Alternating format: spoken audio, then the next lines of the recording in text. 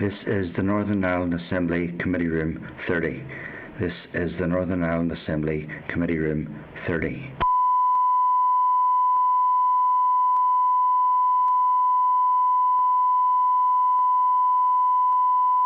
This is the Northern Ireland Assembly Committee Room 30. This is the Northern Ireland Assembly Committee Room 30.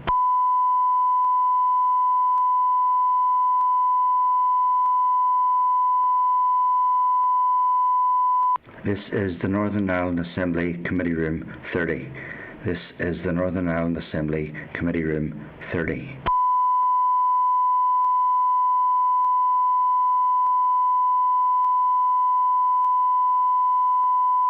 This is the Northern Ireland Assembly Committee Room 30. This is the Northern Ireland Assembly Committee Room 30.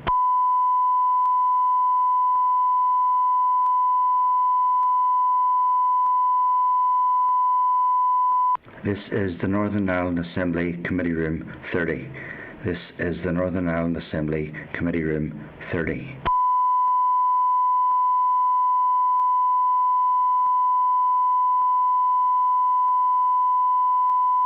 This is the Northern Ireland Assembly Committee Room 30.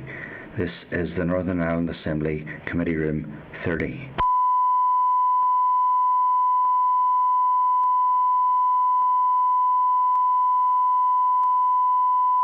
This is the Northern Ireland Assembly Committee Room 30. This is the Northern Ireland Assembly Committee Room 30.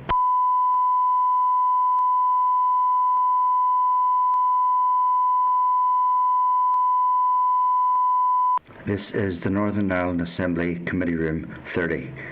This is the Northern Ireland Assembly Committee Room 30.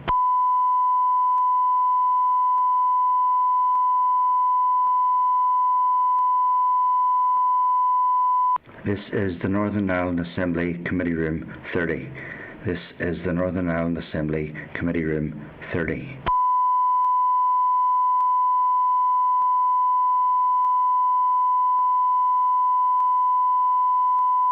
This is the Northern Ireland Assembly Committee Room 30.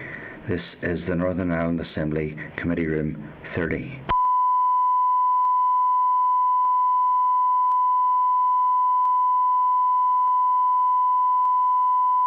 This is the Northern Ireland Assembly Committee Room 30. This is the Northern Ireland Assembly Committee Room 30.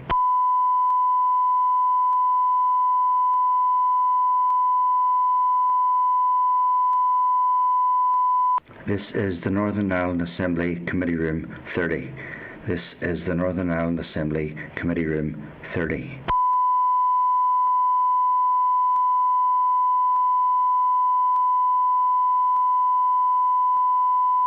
This is the Northern Ireland Assembly Committee Room 30. This is the Northern Ireland Assembly Committee Room 30.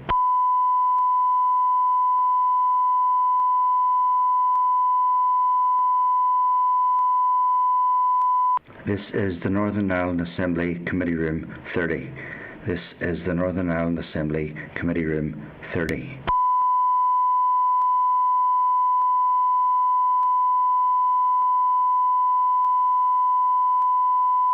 This is the Northern Ireland Assembly Committee Room 30. This is the Northern Ireland Assembly Committee Room 30.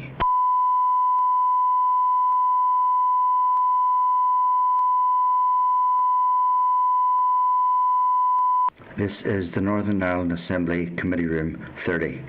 This is the Northern Ireland Assembly Committee Room 30.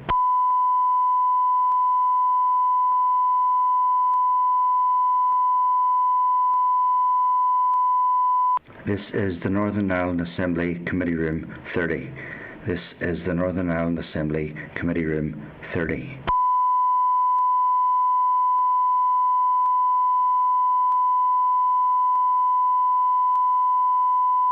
This is the Northern Ireland Assembly Committee Room 30. This is the Northern Ireland Assembly Committee Room 30.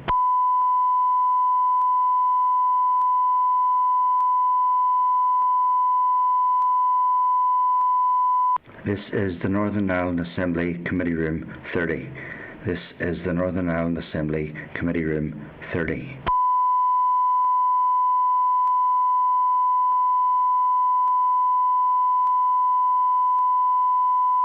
This is the Northern Ireland Assembly Committee Room 30. This is the Northern Ireland Assembly Committee Room 30.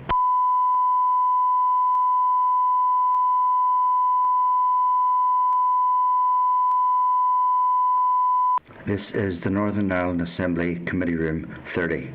This is the Northern Ireland Assembly Committee Room 30.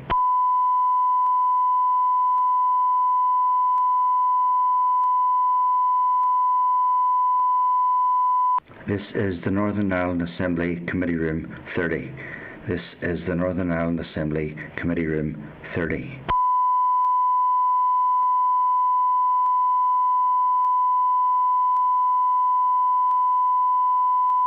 This is the Northern Ireland Assembly Committee Room 30. This is the Northern Ireland Assembly Committee Room 30.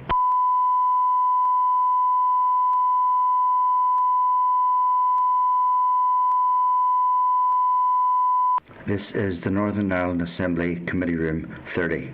This is the Northern Ireland Assembly Committee Room 30.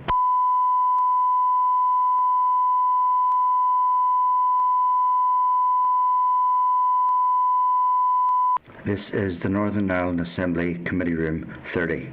This is the Northern Ireland Assembly Committee Room 30.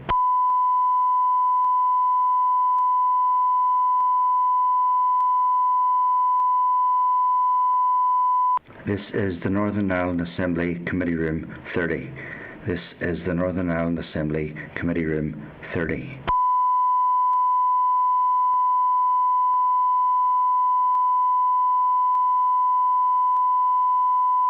This is the Northern Ireland Assembly Committee Room 30. This is the Northern Ireland Assembly Committee Room 30.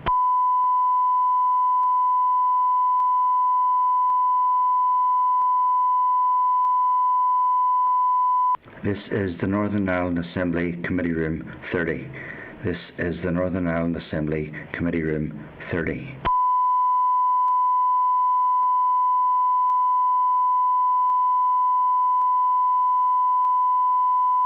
This is the Northern Ireland Assembly Committee Room 30. This is the Northern Ireland Assembly Committee Room 30.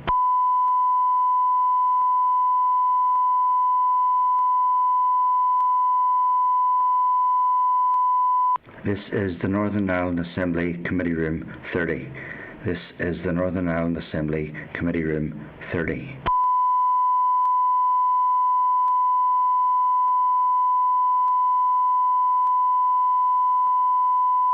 This is the Northern Ireland Assembly Committee Room 30. This is the Northern Ireland Assembly Committee Room 30.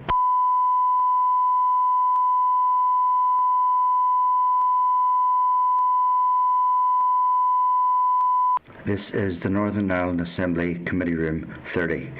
This is the Northern Ireland Assembly Committee Room 30.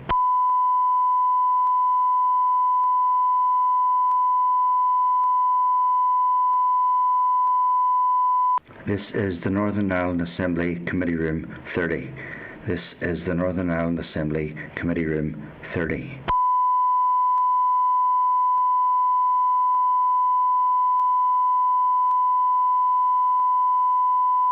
This is the Northern Ireland Assembly Committee Room 30. This is the Northern Ireland Assembly Committee Room 30.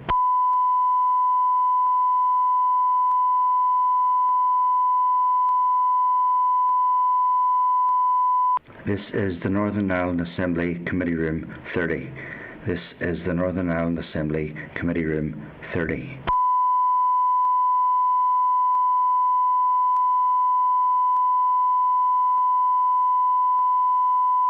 This is the Northern Ireland Assembly Committee Room 30.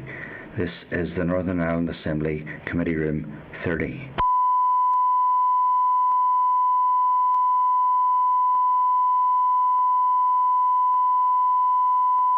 This is the Northern Ireland Assembly Committee Room 30. This is the Northern Ireland Assembly Committee Room 30.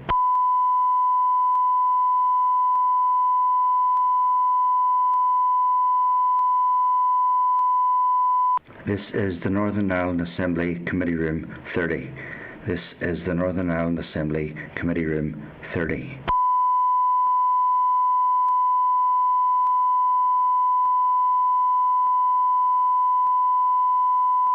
This is the Northern Ireland Assembly Committee Room 30.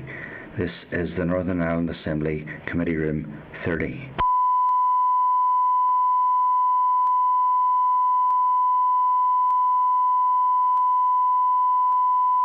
This is the Northern Ireland Assembly Committee Room 30.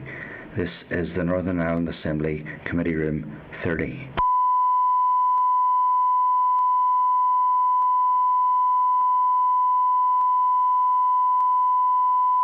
This is the Northern Ireland Assembly Committee Room 30. This is the Northern Ireland Assembly Committee Room 30.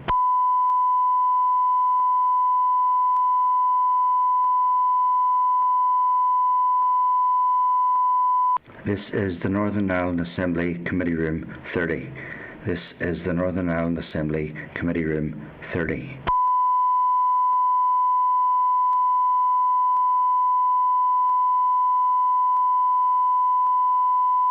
This is the Northern Ireland Assembly Committee Room 30. This is the Northern Ireland Assembly Committee Room 30.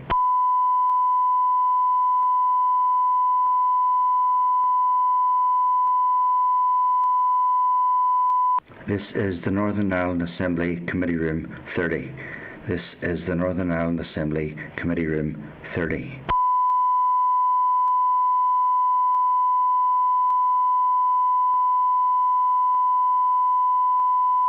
This is the Northern Ireland Assembly Committee Room 30. This is the Northern Ireland Assembly Committee Room 30.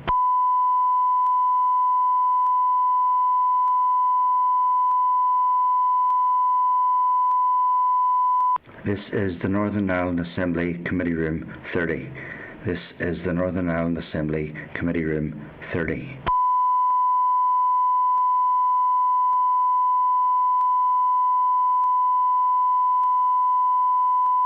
This is the Northern Ireland Assembly Committee Room 30. This is the Northern Ireland Assembly Committee Room 30.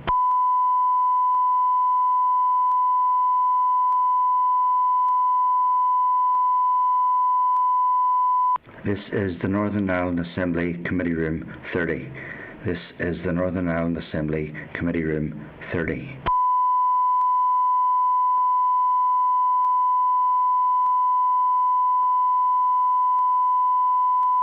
This is the Northern Ireland Assembly Committee Room 30.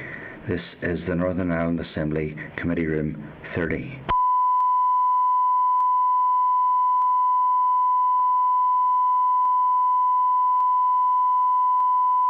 This is the Northern Ireland Assembly Committee Room 30. This is the Northern Ireland Assembly Committee Room 30.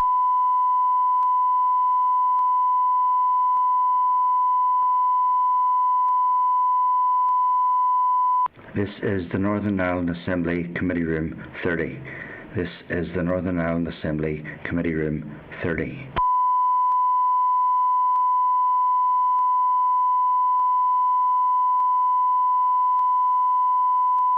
This is the Northern Ireland Assembly Committee Room 30.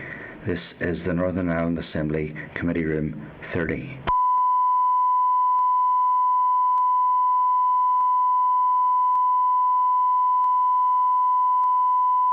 This is the Northern Ireland Assembly Committee Room 30. This is the Northern Ireland Assembly Committee Room 30.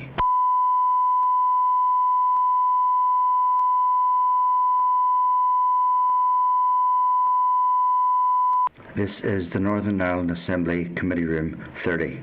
This is the Northern Ireland Assembly Committee Room 30.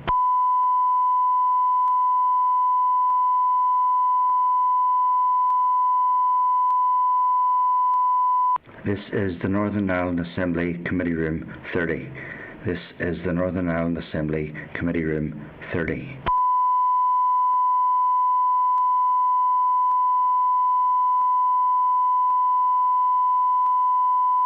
This is the Northern Ireland Assembly Committee Room 30. This is the Northern Ireland Assembly Committee Room 30.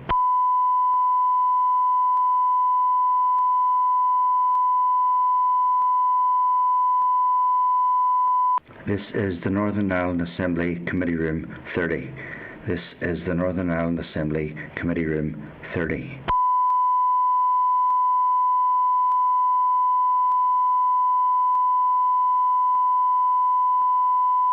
This is the Northern Ireland Assembly Committee Room 30. This is the Northern Ireland Assembly Committee Room 30.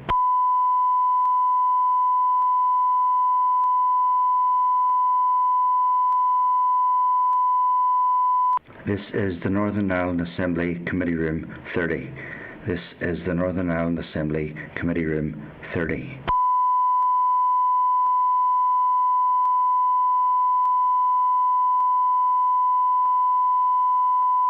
This is the Northern Ireland Assembly Committee Room 30. This is the Northern Ireland Assembly Committee Room 30.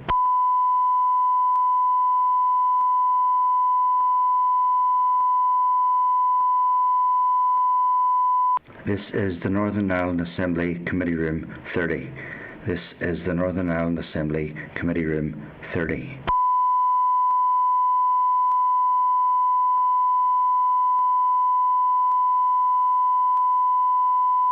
This is the Northern Ireland Assembly Committee Room 30.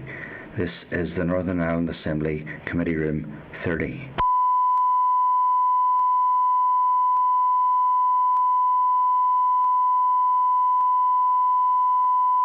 This is the Northern Ireland Assembly Committee Room 30. This is the Northern Ireland Assembly Committee Room 30.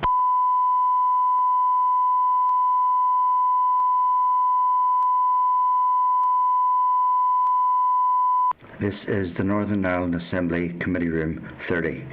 This is the Northern Ireland Assembly Committee Room 30.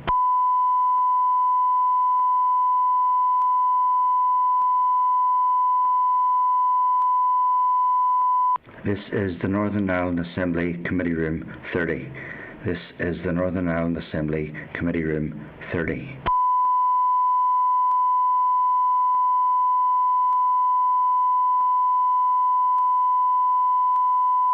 This is the Northern Ireland Assembly Committee Room 30. This is the Northern Ireland Assembly Committee Room 30.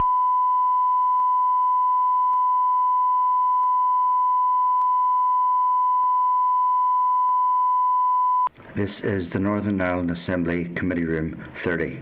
This is the Northern Ireland Assembly Committee Room 30.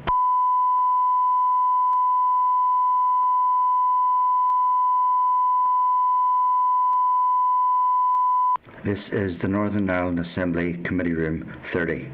This is the Northern Ireland Assembly Committee Room 30.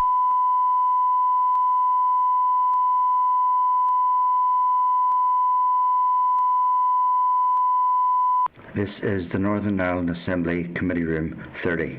This is the Northern Ireland Assembly Committee Room 30.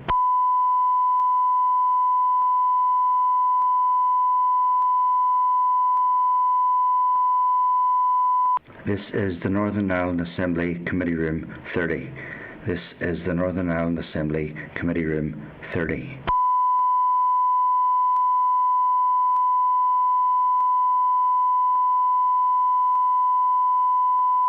This is the Northern Ireland Assembly Committee Room 30. This is the Northern Ireland Assembly Committee Room 30.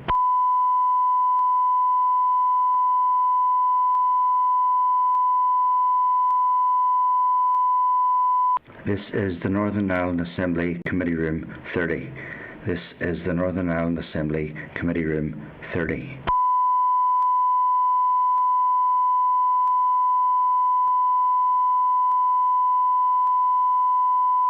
This is the Northern Ireland Assembly Committee Room 30. This is the Northern Ireland Assembly Committee Room 30.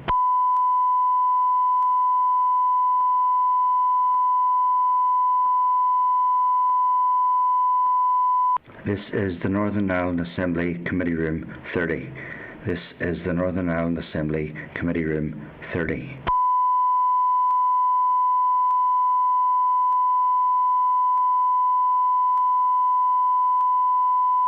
This is the Northern Ireland Assembly Committee Room 30. This is the Northern Ireland Assembly Committee Room 30.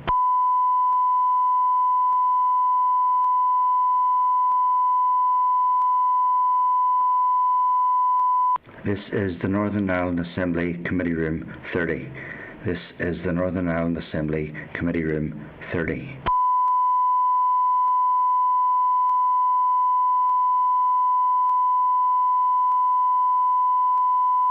This is the Northern Ireland Assembly Committee Room 30.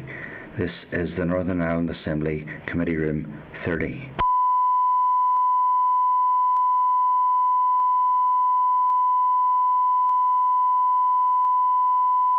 This is the Northern Ireland Assembly Committee Room 30. This is the Northern Ireland Assembly Committee Room 30.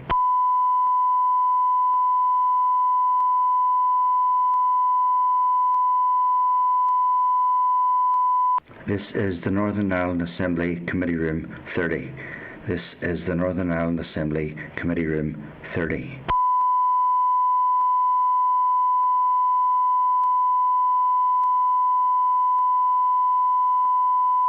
This is the Northern Ireland Assembly Committee Room 30. This is the Northern Ireland Assembly Committee Room 30.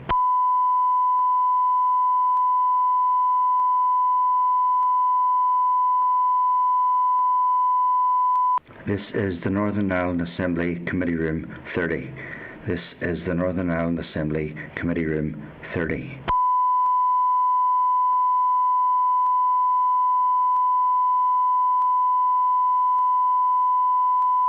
This is the Northern Ireland Assembly Committee Room 30.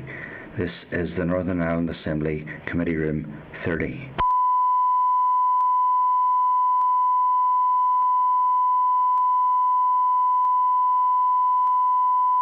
This is the Northern Ireland Assembly Committee Room 30. This is the Northern Ireland Assembly Committee Room 30.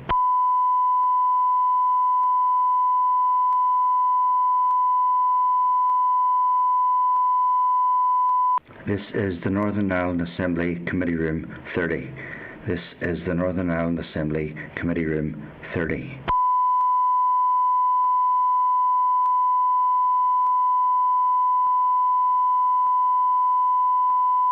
This is the Northern Ireland Assembly Committee Room 30. This is the Northern Ireland Assembly Committee Room 30.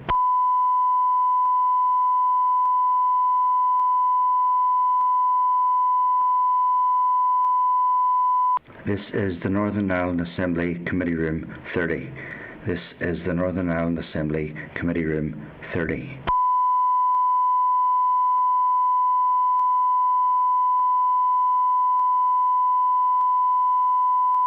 This is the Northern Ireland Assembly Committee Room 30. This is the Northern Ireland Assembly Committee Room 30.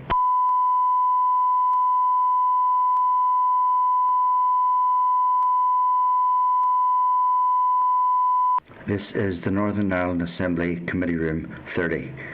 This is the Northern Ireland Assembly Committee Room 30.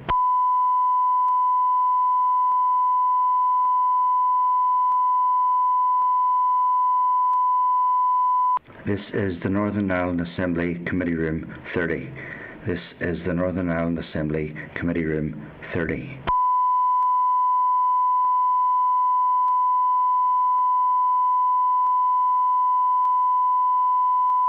This is the Northern Ireland Assembly Committee Room 30. This is the Northern Ireland Assembly Committee Room 30.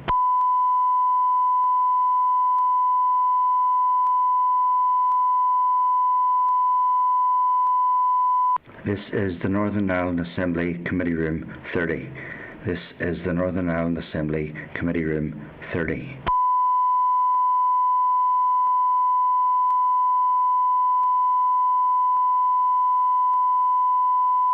This is the Northern Ireland Assembly Committee Room 30. This is the Northern Ireland Assembly Committee Room 30.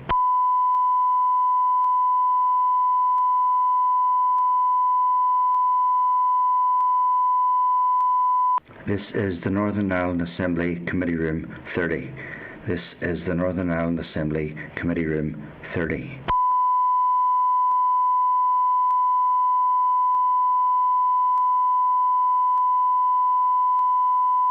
This is the Northern Ireland Assembly Committee Room 30. This is the Northern Ireland Assembly Committee Room 30.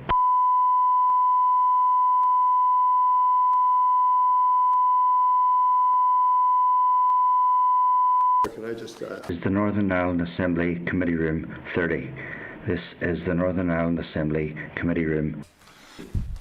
Okay, members, welcome to the Justice Committee this afternoon, and apologies for just a minute or two late.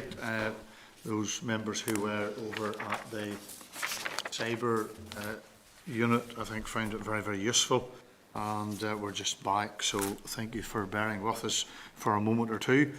Just to advise members that you're welcome to use the mobile devices as long as they are in the airplane mode, and all devices are muted. This includes members' tablet devices, and they can connect to the Assembly Wi-Fi. Also, we are obliged to declare any financial or other relevant interests which might reasonably be thought by others to influence our approach to the matter under consideration. Any member who has interest to declare in relation to today's business should do so now or when the particular matter arises during the meeting. Agenda item 1, apologies. We have an apology from Emma Rogan. Rachel, she may be able to join us remotely after 5 p.m. if the meeting is still ongoing. So it's up to the members if that's the case. Also, just to advise members that Gemma and Sinead Bradley are joining by Starleaf, as is Doug. And we have present with us Sinead, the Deputy Chair, Robin, Peter, myself here in the building. In terms of the members who have delegated their authority to vote on their behalf as provided by Standing Order 1156, Emma has delegated her vote to the Deputy Chair, and Robin has delegated his vote to myself in the event that he needs to leave the meeting earlier. Agenda item 2, the draft minutes of the meeting held on the 24th of February. You will find those at pages 5 to 19 of the meeting pack. And if you're content that the minutes are a true reflection of the proceedings of the meeting held on that date, I will so sign if that is the case. Agreed? Agreed. Thank you. Agenda item 3, matters arising. And the item 1 is correspondence from the Department of Justice on the amendments to the Justice Sexual Offences and Trafficking Bill, and at this stage we will go into closed session.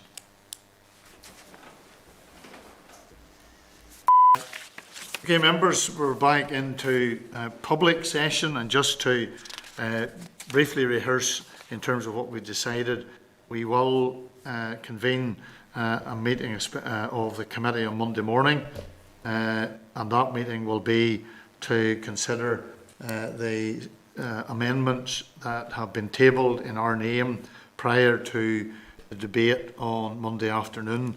In the meantime, there will be a correspondence that will be conveyed to the Minister following on from her, the Minister's correspondence to us dated the 2nd of March. Thank you. Item 2, the Justice Bill again, and it's just for members to note the informal meeting with the victims of behaviour that is covered in the Justice Bill, and this has now been agreed, and it's found at pages 14 to 19, and the note will be anonymised and included in the appendices to the committee report as previously agreed. Members, that brings us then to item 4, which is a CJINI Report on the review into the operations of care and supervision units in Northern Ireland Prison Service, and it's an oral evidence session with the Chief Inspector. Following the publication of the Criminal Justice Inspection Northern Ireland Report on the review of the operation of care and supervision units in Northern Ireland Prison Service, the committee agreed to schedule an oral evidence session with the Chief Inspector and with the Northern Ireland Prison Service on the findings and the recommendation. The Criminal Justice Inspection Northern Ireland officials are attending the meeting in person to outline the key findings and the recommendations of its report on the review into the operation of the care and supervision units in Northern Ireland prisons. The relevant papers, including a briefing paper provided by the Criminal Justice Inspectorate, are at pages 22 to 141. And can I welcome to the committee Jackie Durkin, the Chief Inspector, and also Ms Maureen Earn to the meeting this afternoon. And apologies for keeping you outside. We had other business that we weren't aware that we were going to have to deal with. So thank you very much. And Jackie, we'll just ask you to make comments, and then members will have questions. Thank you. Thank you. Thank you, Chair, for your welcome, and to the committee for your invitation to talk about the report on the review into the operation of current supervision units in the Northern Ireland Prison Service.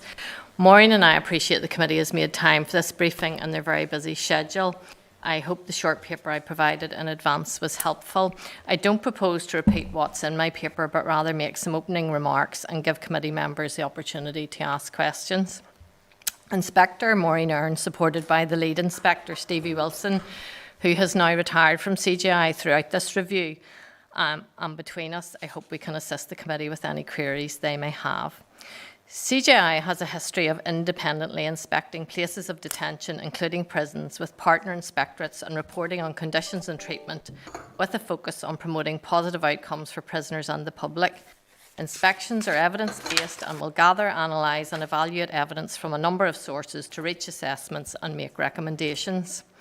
CJI and the Regulation and Quality Improvement Authority, RQIA, are Northern Ireland member bodies of the United Kingdom National Preventive Mechanism. The Independent Monitoring Board is also a Northern Ireland member. The National Preventive Mechanism has 21 member bodies across the UK and was established to fulfil the UK's obligations as a party to the United Nations Optional Protocol to the Convention Against Torture and Other Cruel, Inhumane or Degrading Treatment or Punishment, known as OPCAT, an international human rights treaty designed to strengthen the protection of people deprived of their liberty. Inspections of prisons form part of our statutory remit under the Justice Northern Ireland Act 2002 and our responsibilities as a UK National Preventive Mechanism body to visit places of detention and focus on the prevention of ill treatment of vulnerable people. Some people in care and supervision units are among the most vulnerable in our prisons. This review was requested by the Minister of Justice in addition to our previously approved inspection programme. The review was undertaken by CJI in partnership with the RQIA, the Education and Training Inspectorate, ETI, with off-site support provided by Her Majesty's Inspectorate of Prisons. Scheduling, resourcing and coordinating this review across 4 inspectorates at each required stage was complex and more resource-intensive than we estimated. This review was a thorough and in-depth review covering all aspects of CSU service delivery using Her Majesty's Inspectorate of Prisons expectations for segregated men and women, RQIA quality standards for health and social care, and ETI's inspection and self-evaluation framework relating to purposeful activity. HMIP expectations are designed to promote treatment and conditions in detention that at least meet recognised human rights standards, including ensuring prisoners were not subjected to a regime that amounted to solitary confinement. On-site fieldwork was carried out by a joint team at each prison site, followed by extensive CJI off-site fieldwork that included in-depth reviews of digital and paper-based information, journals and records, CCTV and body-worn video footage, as well as extensive interviews with Northern Ireland Prison Service staff and a range of relevant stakeholders. Colleagues from Her Majesty's Inspectorate of Prisons reviewed and gave feedback on the draft report. Some of the evidence presented and recommendations made in the CSU report are not new. They have featured in previous prison inspection reports and the Safety of Prisoners report published by CJI. For example, the introduction of body scanners to potentially reduce the number of prisoners and duration of time they spend in a CSU if suspected of holding drugs or other illicit items. The current treatment of prisoners and patients with severe mental disorders has also been highlighted in both CJI-led and the recent RQIA review of services for vulnerable persons detained in Northern Ireland prison reports. The CSU report was published on the 1st of February 2022 and made 3 strategic and 11 recommendations centred on a Northern Ireland Prison Service vision, strategy and action plan for CSUs that reflects human rights obligations, standard minimum rules and HMIP expectations. Better cognizance of the needs of patients with severe mental disorders and pathways to appropriate services and equitable access to purposeful activity and engagement in it was proactively encouraged. In this report and repeatedly, I have recognised how challenging it is for prison officers, healthcare staff and others to care for prisoners and patients in CSUs. Staff deserve to be and must be well supported, trained and skilled to do their job. I also recognise and have said in this report that prison rules need to be complied with and there needs to be an effective system and sanctions to appropriately punish and deter when that is needed. However, every prisoner is vulnerable by virtue of being in detention, and some of those in CSUs are among the most vulnerable. I have received a copy of the action plan in response to the accepted recommendations from Ronnie Armour, Director General of the Northern Ireland Prison Service, and we have arranged to meet in May to discuss what progress has been achieved to date and is planned in the future. I will also be discussing a follow-up review with RQIA and ETI partners who are equally keen to ensure that improvements are made and better outcomes are achieved through the implementation of our recommendations. I hope my brief points are helpful, and we're happy to respond to any questions your committee members may have, Chair. Thank you, Jackie, very much for that, and thank you for the work that's carried out by yourself and your colleagues in the department. Last week we had the Independent Monitoring Board members who came to the committee, and they advised, and I think some of us were shocked at what they said, when they said that they were not surprised by the findings of the report, and indicated they had been raising concerns regarding prisoners being held in CSU for some significant period of time. Now, in your view, why do you think that those concerns either weren't taken seriously, or do you think that there needs to be a more formal approach in terms of the issues that are raised by the IMB? Well, I can't really speak on behalf of the Department of the Prison Service and how they treat IMB reports. I can say that we do read them, and we value the input from IMB to all our inspections where they are key stakeholders and are valued as key stakeholders, and we would certainly speak to them on relevant inspections, and I would meet regularly with IMB members from all 3 prison sites on a regular basis. So they have been highlighting, we know from their reports and from their most recent annual reports, that they have been highlighting concerns about the length of time that some prisoners are spending in CSUs, and certainly on occasion individual cases have been raised with me by an IMB member, and I have explained, and they know through their own experience, that I can't intervene in an individual case, but what I can and what I have done is to raise that case with the Northern Ireland Prison Service. And I do take the point that you made earlier in relation to the references that are in the report in regards to the challenges that our prison officers and prison staff face. However, do you think that sometimes whenever there is more of a concentration then on the negativity, as opposed to what you even indicated in the report as some very good practice, that it could also have an impact on the morale and the day-to-day environment that prison officers have to work in, being very conscious of the fact that some of them in recent days have been subjected to some very violent attacks. And I know there's a balance that has to be struck there. Do you feel that the report gives us that balance in a way that accurately keeps the focus on, yes, the need for such units, but equally that as a result of activity that has taken place, we have prison officers who have been injured, and their morale has to also be taken into consideration, their physical, mental well-being as well? Yeah. Well, I mean, I believe the report is balanced, and the report in many areas points out the great examples. I mean, I met really impressive prison officers myself who are working in CSUs, and I totally admire what they have to do and the skills they have to deploy on a day-to-day basis. The report recognises that, and all of the inspection team recognise that. I think what's really important is that it shouldn't be left down to individuals and how committed or energetic or motivated they are. There should be a clear steer from the very top of the organisation about what that vision and strategy and standards are expected from each and every officer, and they need the skills and the training and the support and access to specialist support when it's needed, when they have a particularly complex prisoner in their care. They need to be able to tap into that advice to help them do their job, and they should be very clearly set out to them what the expectations are and the human rights obligations that they're working to.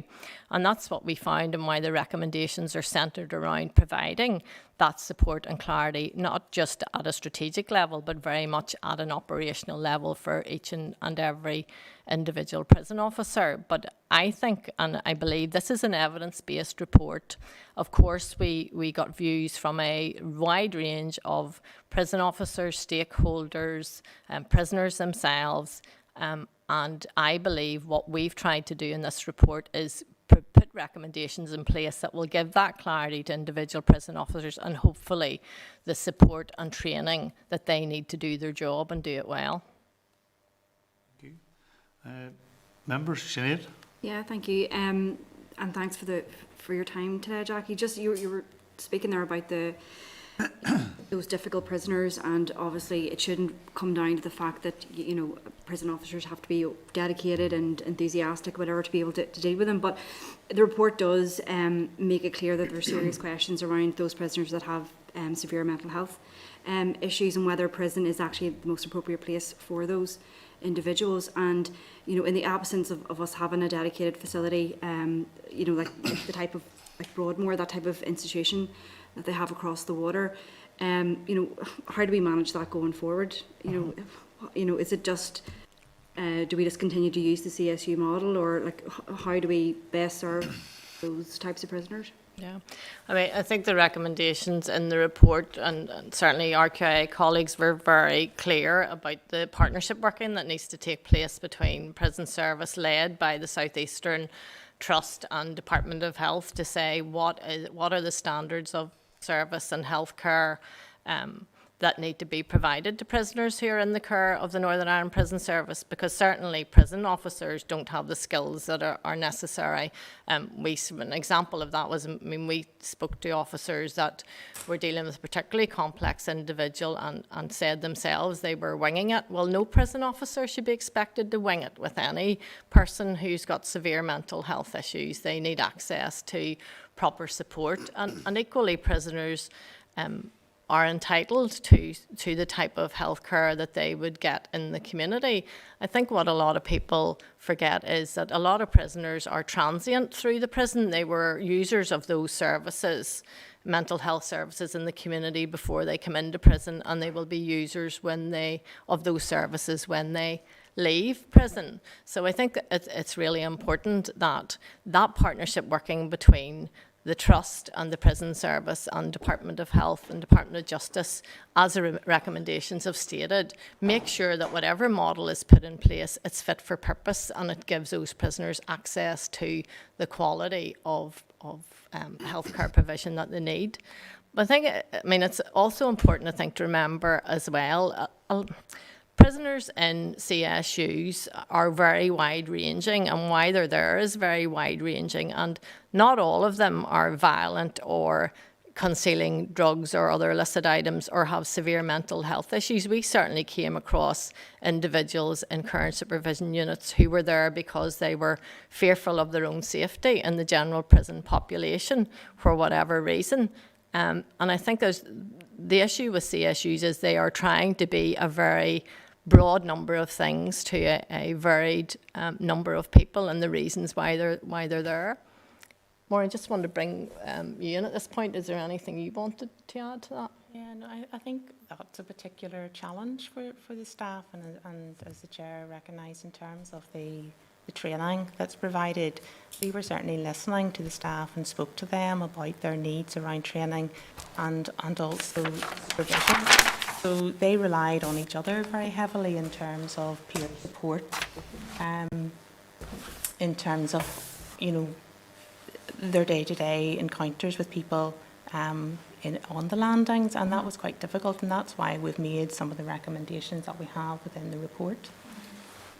No, and just, Chair, I'd just be keen to get your thoughts or your response to the fact that Prison Service and DOJ have rejected some of the terminology in the report, especially around the that bit where the conditions amount of solitary confinement. What's your thoughts on DOJ and prison service actually contradicting that? Your findings on that? Well, I mean, our North Star, if you like, is to the evidence that we found and the report as presented, and we're very clear about what the evidence that we found, what it analysed and evaluated, what it said, and certainly the UN standards in terms of the Convention on Ill Treatment and the European Prison Rules, known as the Mandela Rules, as well as Her Majesty's Inspectorate of Prisons expectations, are very clear. If someone spends more than 22 hours in their cell without meaningful human contact, that amounts to solitary confinement, and we've been very clear in the report about that. No, I wasn't, to be clear, I wasn't making a judgment either way. I know that that's their response to it, and I just wondered what you made of that. Well, I think it is an interesting point, because I think what we would be clear about, and I'm certainly clear about as well, every prison officer needs to be aware of what the human rights standards are, what the Article 3 obligations are. They need to know the framework under European prison rules and the Mandela rules and the HMIP expectations. They need to know about them, and not only know about them, but they have to believe why they're important and how important their practice is on a day-to-day basis. Much has been made about poor record keeping, and that's certainly a feature, but it's not the only feature.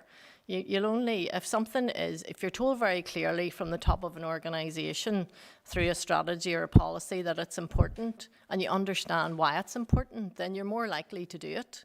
And I think that's where we certainly feel that the prison service, through a new vision and strategy and action plan for current supervision units, needs to make sure that every member of staff is clear why it is important to ensure that people don't experience a regime and current treatment that is tantamount to solitary confinement.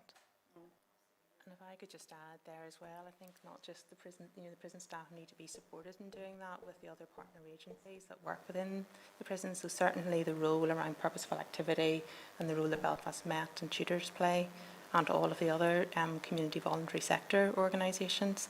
I think, the staff, they should engage with the staff and be working with them. Yeah. No, thank you. Thanks, Chair. Thank you. Sinead Bradley. Thank you, Chair, and thank you for the presentation. Just 2 quick points. I can't, speak to this without expressing my concern about those people who have health issues and are in our prison service and shouldn't be there. And not only is it unfair to them, it certainly is for all the staff and volunteers who are tasked with working with them. It's just distressing, to be quite frank. In terms of the report itself, there is plenty of reference to staff and staff training.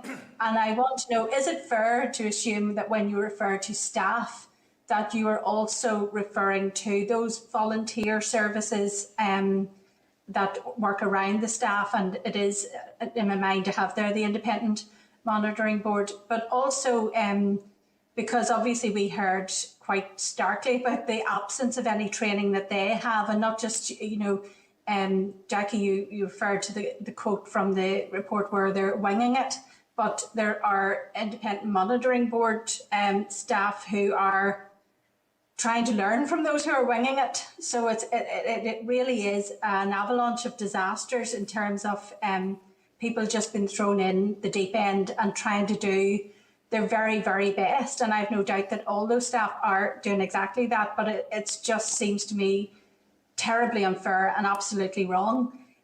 The other question I would ask, in terms of since the launch of the report, I'd just be eager to get a reading from yourselves. What type of engagement have you had with those stakeholders, the Minister, the prison service?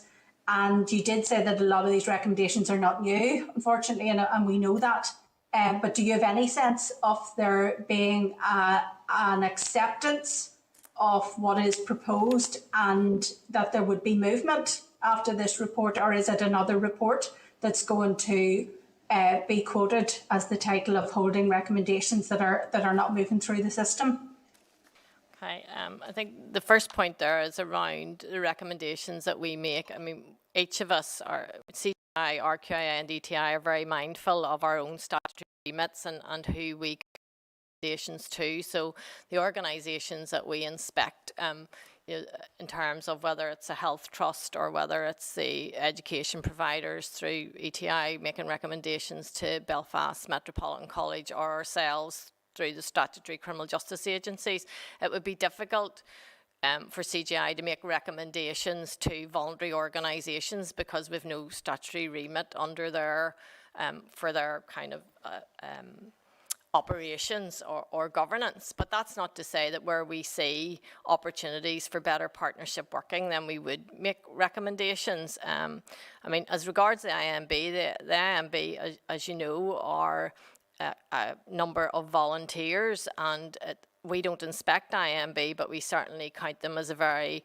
valued and important stakeholder, particularly around prison inspections.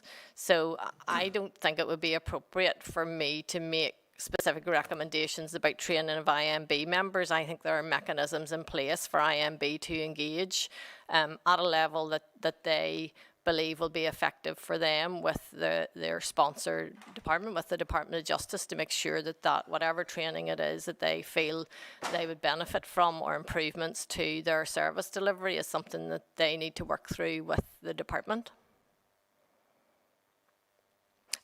Sorry, the other point you made about the acceptance of the recommendations, yes, I mean, we have received an action plan indicating that acceptance of the recommendations and acknowledging in those recommendations that require partnership working, that they will need real partnerships and effective partnerships to be operational to deliver against them. I have had assurances from Ronnie Armour that they are being taken forward, and I think I said earlier, I'm meeting Ronnie in May to see where they are with progress, and I certainly would be minded to revisit this in next year's inspection programme and to carve out some time in the programme to review the implementation of the CSU recommendations, but there will be periodic engagement with prison service on progress. Thank you, Jackie. Thank you, Chair. That's helpful. Thank you. Gemma? No, Chair, you're okay. My question has just been answered. It was just around the time scale for the implementation of recommendations, but Jackie's literally just answered it, so thank you. Gemma. Thank you. Any other member, any other questions? Can I just check? I suppose just maybe then, if there is no other questions to conclude, Jackie. You said earlier there you're going to meet with the prison service in May. Mm-hmm. What is the sort of the rollout of the way in which you would expect the recommendations and the interaction between yourselves and the department and the Northern Ireland Prison Service to be over the next period of time?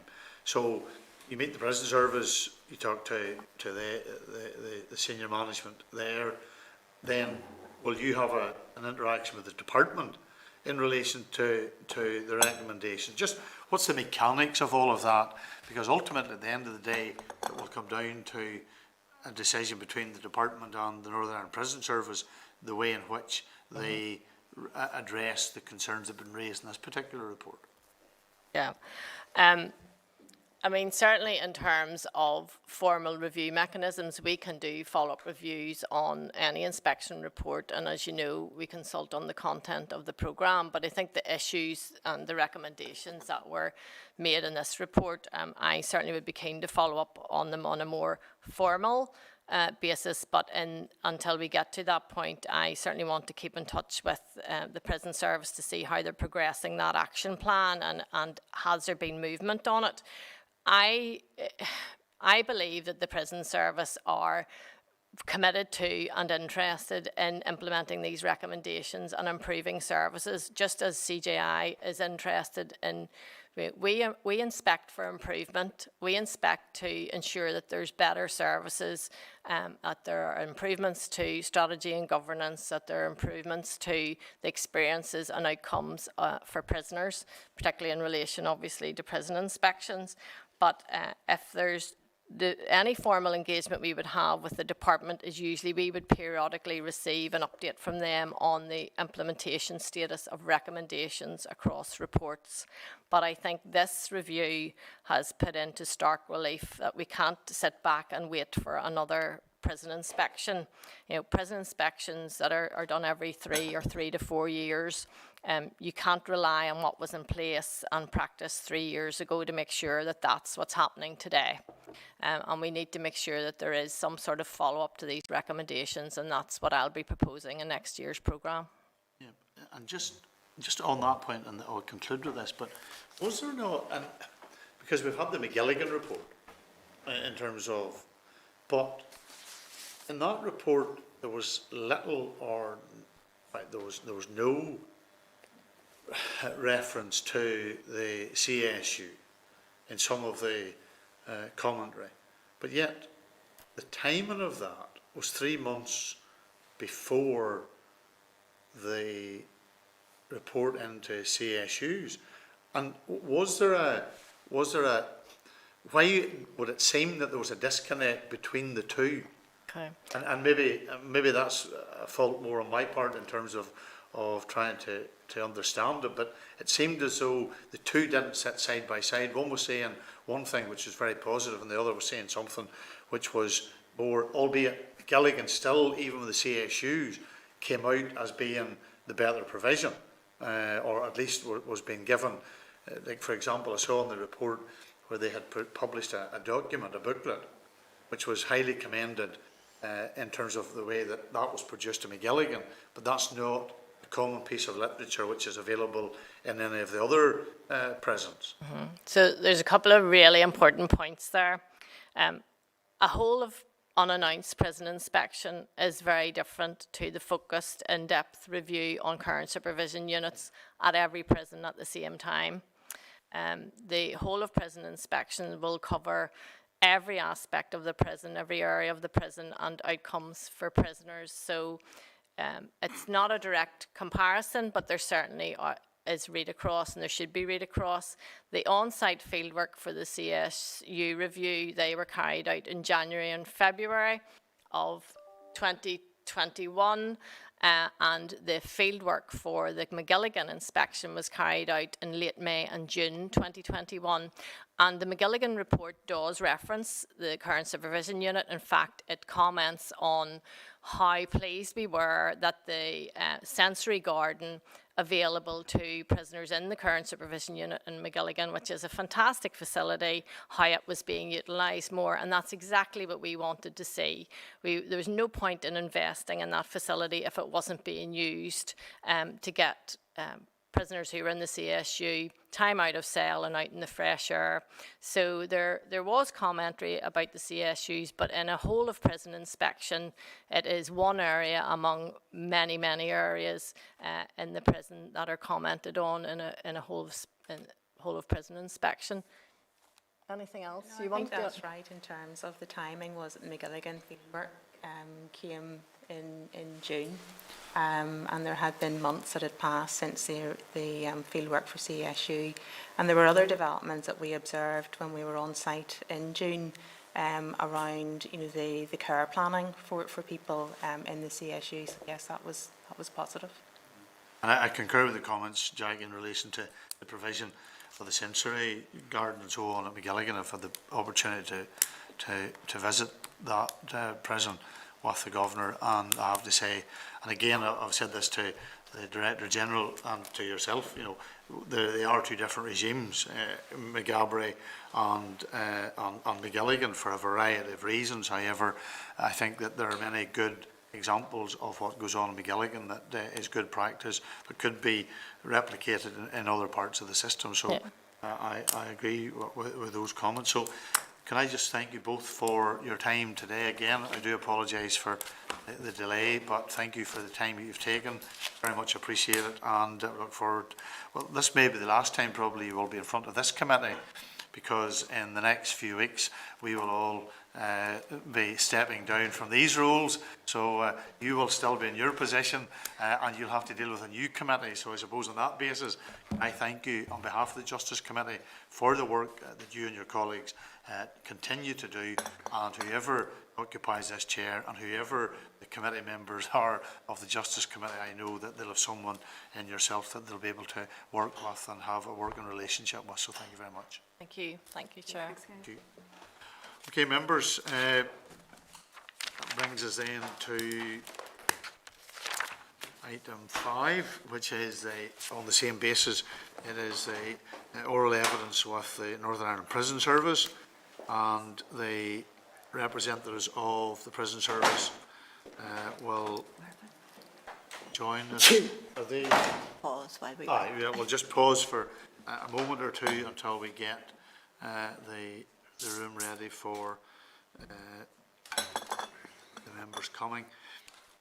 The relevant information in terms of the pack is at pages 143 to 144, and so you'll have that whenever they.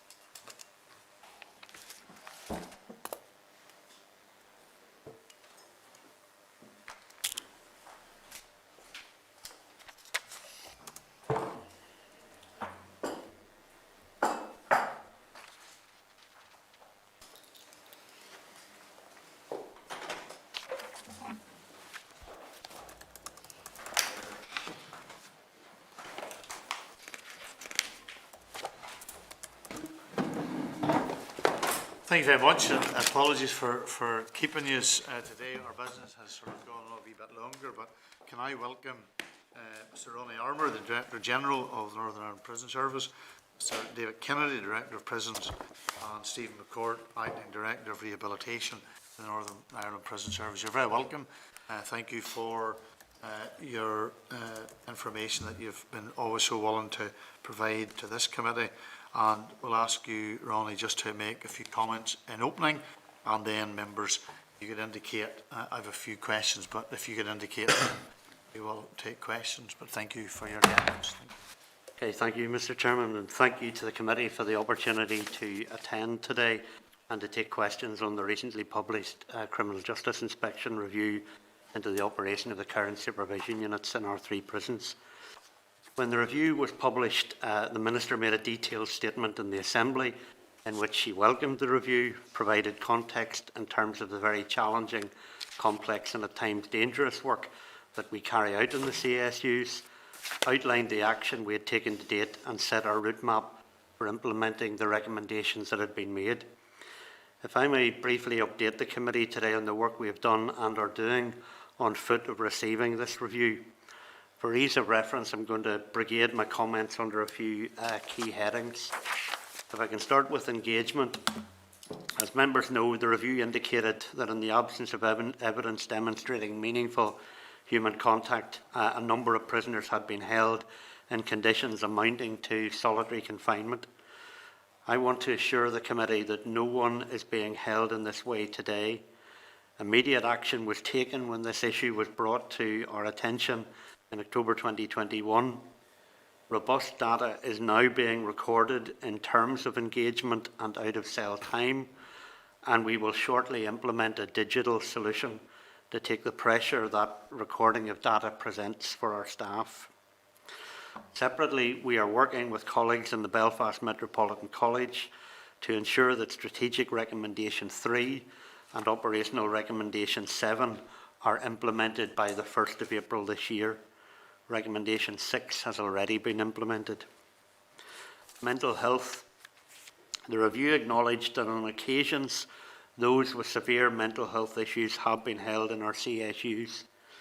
As I explained to this committee and the Health Committee last week, it is at times necessary to do so because there is nowhere else for such individuals to go.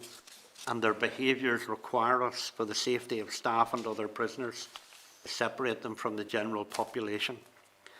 As the RQIA report on vulnerable persons detained in our prisons highlights at page 41, a clear underlying factor impacting on the use of CSU is the lack of suitable alternative, primarily the lack of regional forensic secure beds, compounding a shortage of acute mental health beds across the region.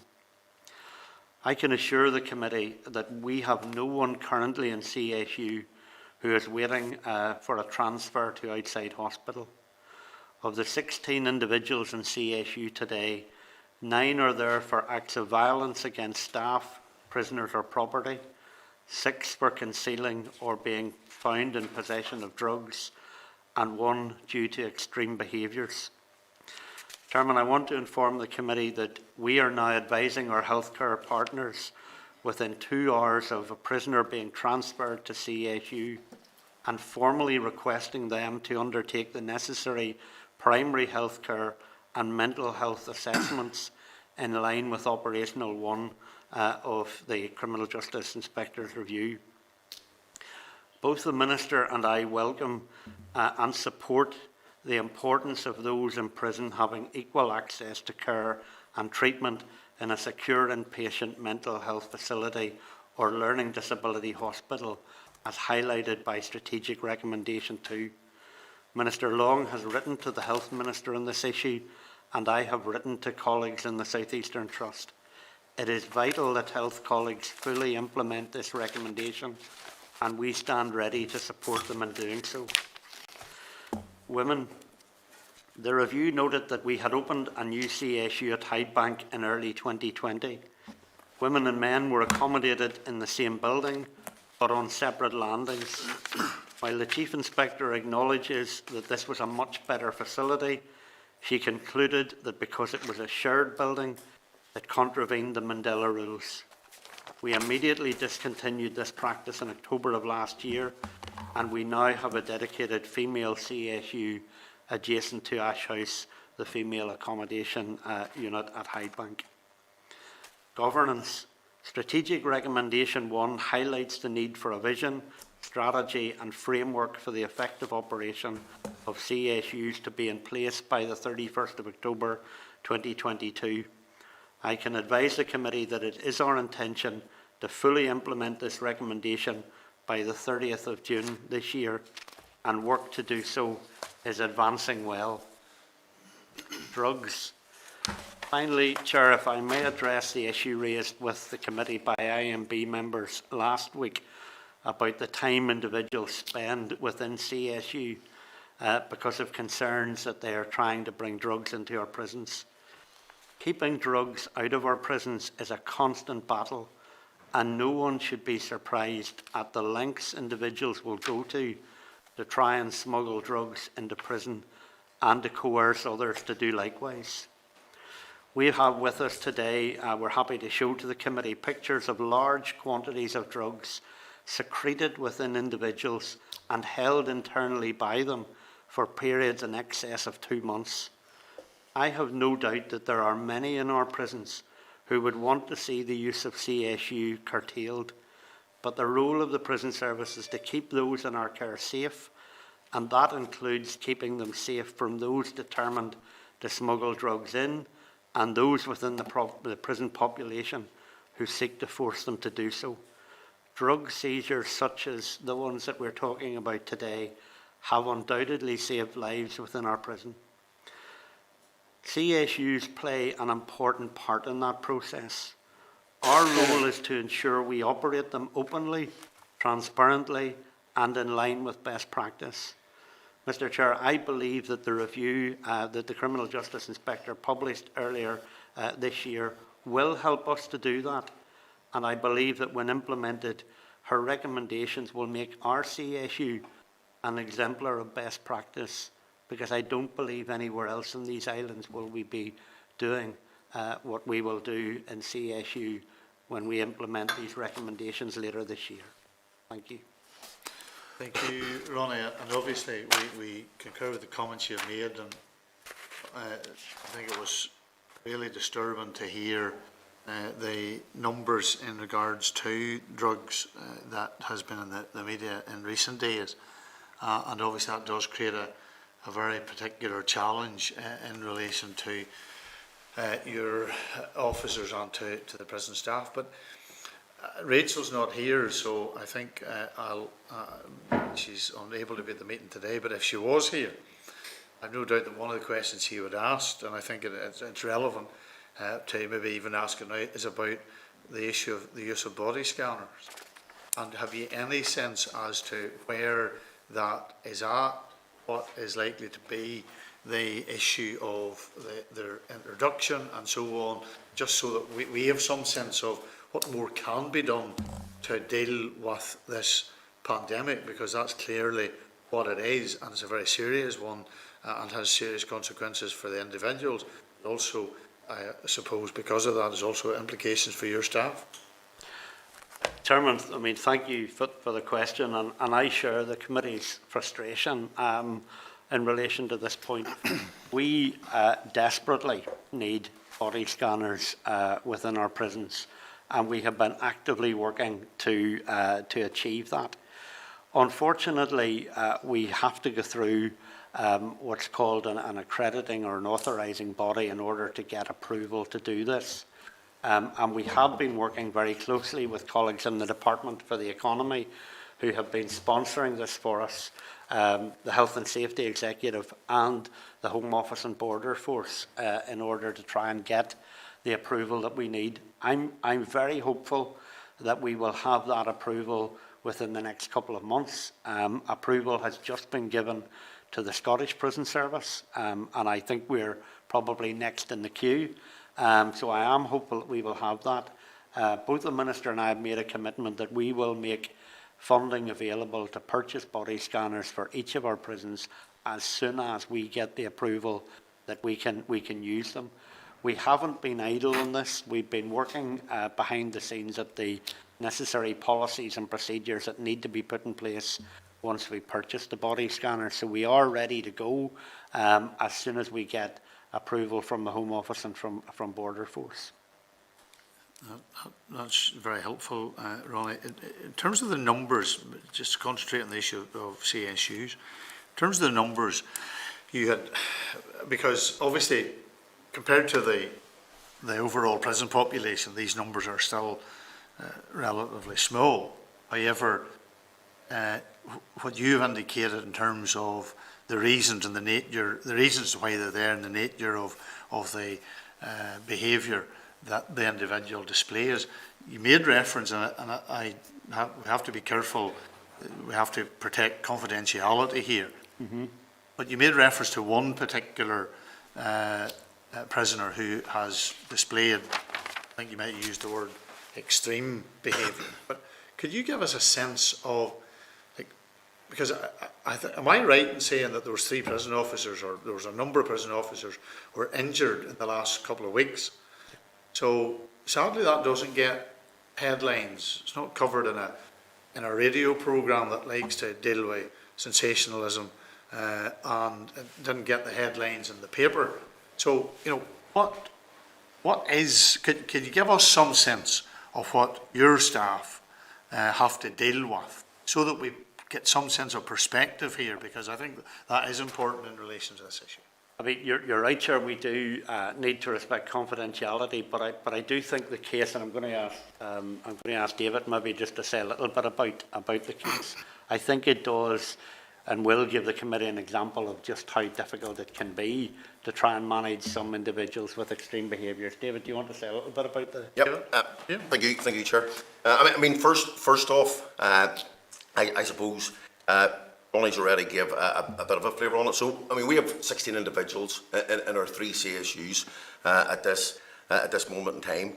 I mean, that's actually it's a very small percentage. I mean, that's less than 1% of the population, and it's unfortunate we have to keep people in those CSUs. But that's about that allows us to do the work we can with the rest of the 99% of the population. I mean, at this moment in time, and we've already said it, we have 6 people who are in our CSUs for in possession of drugs. I mean, 4 of those are people who have been recently committed to prison, and we have strong intelligence to say that they're holding drugs, and I mean it is without doubt that is the case. 2 of them are there for actually dealing with prescription medication and being caught in possession of prescription medication that actually didn't belong to them. We also have 9 people who are there for acts of violence, and again, it's absolutely quite right and appropriate that those 9 people as well are held in our CSUs. I mean, 4 of those are for assaults on staff, 3 of those are for assaults against other prisoners, and 2 of those are for damaging prison property, criminal damage, and they're quite rightly held in the CSU. We have one individual who has been there for a lengthy period of time, and he is there because of behaviours. And I mean, first off, I think I suppose we do need to be careful and conscious that and protect. I suppose generalise the case, but I mean, the work that staff do with some people who demonstrate these extreme behaviours is nothing other than extraordinary. It's exceptional. I can't speak highly enough of those staff who actually engage with some of those really challenging people who occasionally end up in our CSUs, and I say it is a small number. So staff actually do tremendous work with these difficult cases, and I mean we're talking. I suppose a situation where you end up with someone who's in the prison population. He, soils a cell. If he's given a TV or a radio, will smash the TV or radio. May actually keep one for a period of time, and then for no reason decide just to destroy that. We'll continue obviously to offer up TVs or radios. Sleeps in a mattress beside the bed rather than in the bed. Throw waste beside the bin, food waste, whatever, rather than in the bin. But again, can have exceptionally good relationships with staff, and to say individuals who maybe won't communicate particularly well with healthcare experts or indeed family members, but who actually build really good relationships with staff, and I say some of the work that goes on with those particularly challenging cases is nothing other than exceptional with the staff involved in it. I think it is important to add, Chair, that when we get a case like that, we will be asking, and we do ask our health colleagues to make an assessment of them. But very often those extreme behaviours do not reach the criteria for the individual to go to outside hospital. Now, we can't have somebody soiling their cell on a landing where other prisoners are. We can't have people behaving in that way, and therefore the CSU comes into play. And very often we try with those individuals, for example, to take them to McGilligan and to put them in the CSU there, which is very different to the CSU in Maghaberry, as you've already heard. But if that doesn't work either, we cannot allow those people into the main population. So we're caught in some ways between a rock and a hard place. We have to manage those individuals, but they don't meet the threshold for the type of treatment we think that they should be getting. We'll go to members. Thank you. Sinead, Deputy Chair, first, please. Thank you, Chair, and thank you, Ronnie and team, for coming in.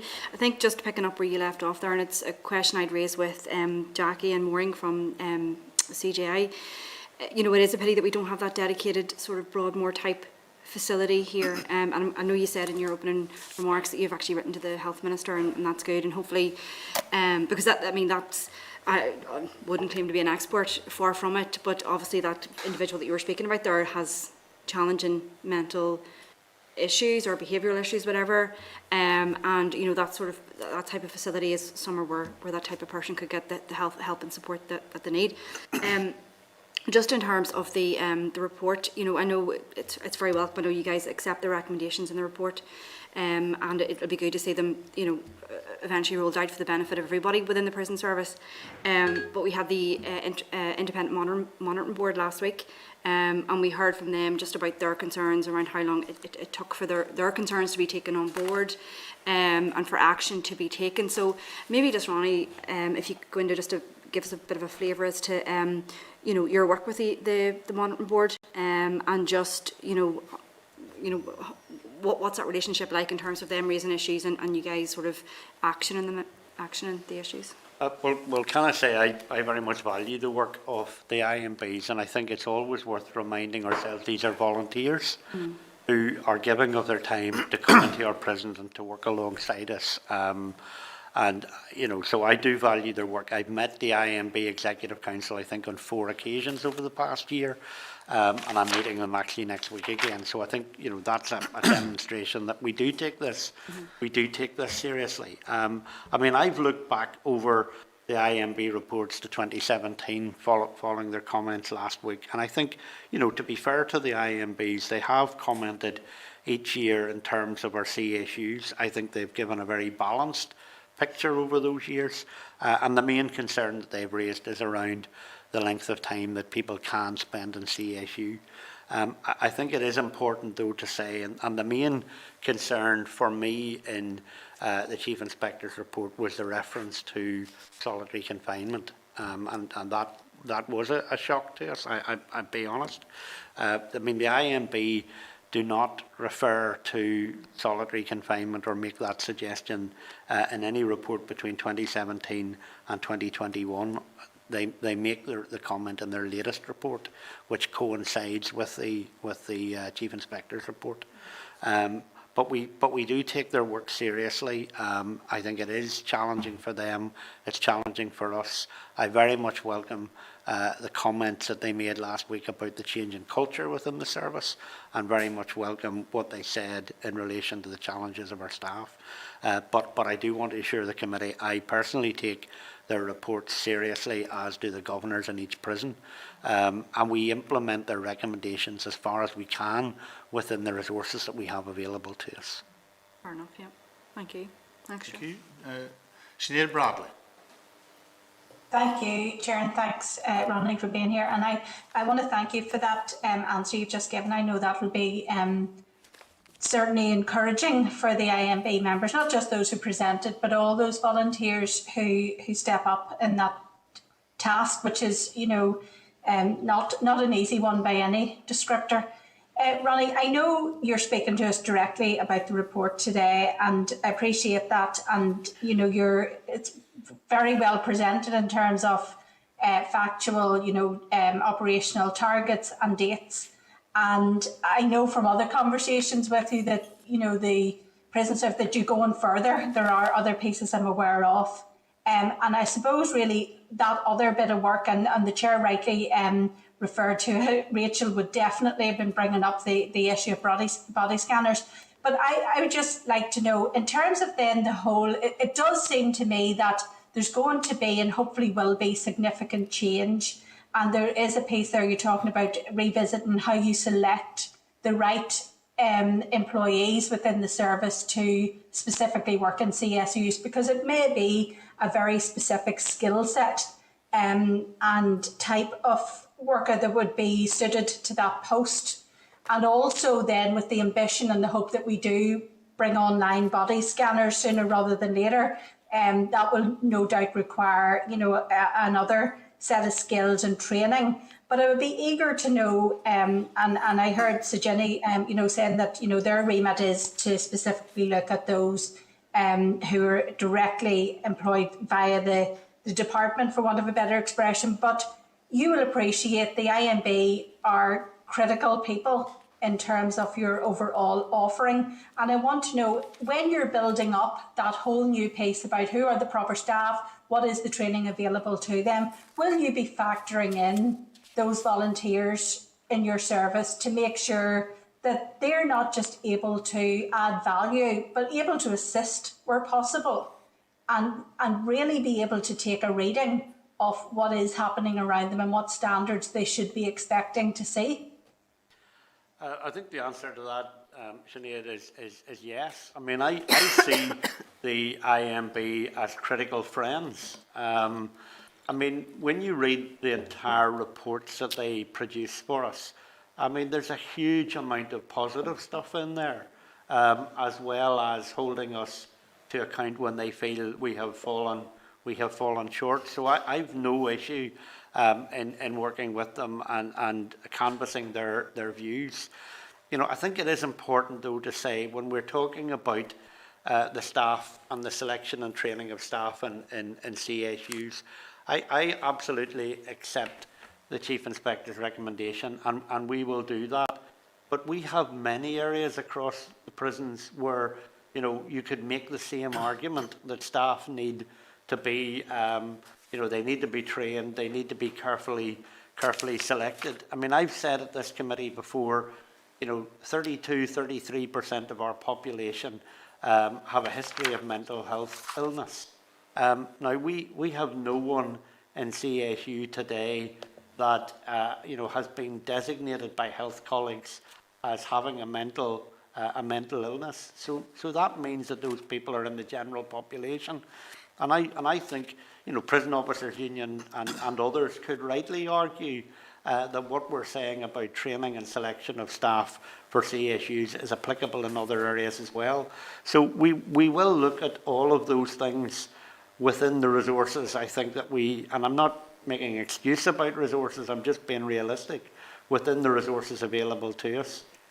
You know, we have a certain number of prison officers on duty at any given time, and we have to deploy them right across the estate. So, you know, I couldn't give a guarantee that, you know, every officer who will be in CSU will be specifically trained for that, or will be specifically selected for it. I just couldn't reasonably give that, because you know, we don't have that level of flexibility. But what I'm saying is we will do the very best we can to make sure that we deploy people and we train people to the, you know, to the best possible level in order to help them to work in a number of areas, including CSU, that are sensitive and complex.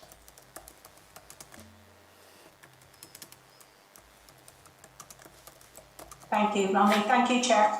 Thank you, Sinead. Just check there's no other members. Ronnie, it would be sort of remiss if you were here. There's a couple of things I just want to say. One, the department has now provided us with a copy of Prisons 25-25. So we have that, that has been sent to us, and thank you for that as well.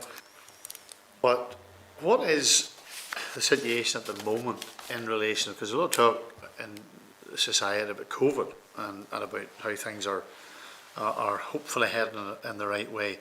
What's now the situation in regards to the issue of COVID within the prison population? Okay, thank you for asking. I'm glad you asked me that question, Chair. It will save me writing, I think, to the committee later today. The last time I updated the committee on the total number of prisoners within the general population in our prisons who had tested positive for COVID, the figure stood at 4. And that remained the case really up until the beginning of February this year. Omicron has, however, resulted in that number increasing in February. We had 11 prisoners in Bush House who tested positive about 3 weeks ago, and we currently have 31 prisoners in Davis House who have tested positive, and 1 prisoner at McGilligan. All of these prisoners are well, with only mild symptoms. We are at the moment working through our recovery plan, and we are easing the restrictions. I mean, in-person visiting, for example, is back in place. So I think with the spread of Omicron in society and the relaxing of measures within the prison, we are now seeing for the first time an increase in the number of prisoners testing positive. However, I think on the positive side of that, I mean, 82% of the prison population have had their second dose of vaccine, and 60% have had their booster jab. So we are in a much better place to face an increase in the number of cases now than we would have been if we'd have been facing this challenge 2 years ago. Just interestingly as well for the committee, during the month of February, 128 members of our staff, that's operational members of our staff, tested positive as well. So we are still managing COVID on a day-by-day basis. That was the other question I was just going to ask. Was there any correlation in terms of the numbers between the staff and the numbers that you've outlined in terms of the prison population? But clearly it's still a challenge for you operationally in terms of your staff. It is a challenge. I mean, we still have significant numbers of staff absent because of COVID. I don't know the figure for today, but certainly at the end of last week it was around 50 members of staff, and that fluctuates up and down just depending. But you know, to have 128 in February test positive was a very significant number for us in terms of our staffing levels. It's always risky whenever I raise another issue that provokes hands to go up. So I see 2 hands up now. So I'll go to Gemma. Yes. Thanks, Chair, and sorry, Ronnie, I am being very opportunistic here, but just on that topic, I've been told from a constituent that the 4th of April, I know in-person visits have resumed, but I've been told that screens will remain in place until the 4th of April in prisons and no contact. Is that correct? The screens between the visitor and the prisoner are in place and will remain in place until the 4th of April. I think we are committed to taking those screens down, all things being equal, on the 4th of April, but you can see the risk that will present for us, the increased risk that will present for us when we do that. In terms of contact, we are allowing contact with children under 11 and their parents. So there is some contact, but it is limited. Okay, thanks, Ronnie. Thanks, Chair. Okay, thank you. And just want to check again that everybody has had the opportunity to ask their questions. Yes, Ronnie, David and Stephen, thank you for your time this afternoon. And we look forward, well, as I said to Jackie, this will probably be the last time that you'll have the opportunity to meet this committee. As you know, this committee will be dissolved in a number of weeks. So as chair of the committee, and I hope not being, I don't want to say what's going to be on the other side of the election, that's entirely in the hands of others, but can I just say as chair, thank you to you and to your staff for what you do, and it has been a joy for us to work with you, and whatever the outcome, there will be another Justice Committee, you will have to deal with another chair, whoever that will be. All right, thank you. Thank you, Chairman. Thank you. Thank you, Chairman. Thank you. Okay, members, just I don't think there's any other issues that we want to follow up on. Following on from that? No? Okay. With your agreement, members, can I then move to agenda item 21? I don't want to discourage you because we were only item agenda 5, but I want to go to item agenda 21 and tell you it is the Economic Crime Transparency and Enforcement Bill. And you'll find that at pages 27 to 32 of the table pack. The Minister of Justice had just written today regarding this particular issue, the Economic Crime Transparency Enforcement Bill. The bill aims to tackle economic crime to counter illicit financial activity, enforce sanctions and help prevent money laundering to the UK property market, and has been prioritised following Russia's invasion of Ukraine. One element of the bill deals with the strengthening of the regime around unexplained wealth orders, and the Minister is strongly supportive of the proposed changes of these orders applying to Northern Ireland to ensure that there are no gaps in the local framework that might be exploited by criminals. The extension of the powers to Northern Ireland would ordinarily require a legislative consent motion. Therefore, in the absence of the Executive, the Minister is seeking advice from the Attorney-General on how legislative consent might be achieved.